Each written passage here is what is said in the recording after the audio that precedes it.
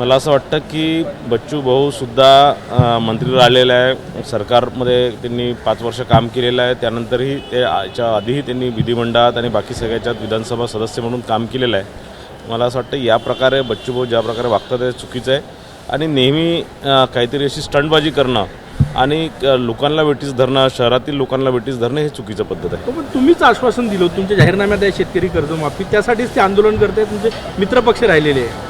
शेतकरी कर्जमाफी होणार, 100% होणार, पण आज राज्याची ती आर्थिक स्थिती नसल्यामुळे मला असं वाटतं की दीड वर्षात निश्चितच शेतकऱ्यांची कर्जमाफी होणार आणि जाहीरनामा हा 5 वर्षाकरता असतो.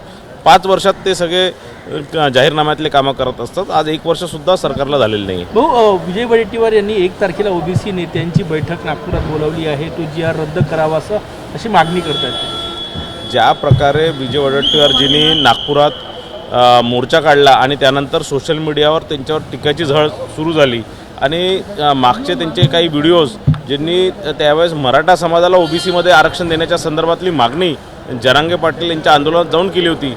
तर मला असं वाटतं विजय वडेट्टीवारजी थोडे डिस्टर्ब झालेले आहेत आणि म्हणून आता काहीतरी सावरासावरी करणं म्हणून या प्रकारच्या काही बैठकी घेत आहेत. एबीपी माझा, उघडा डोळे बघा नीट.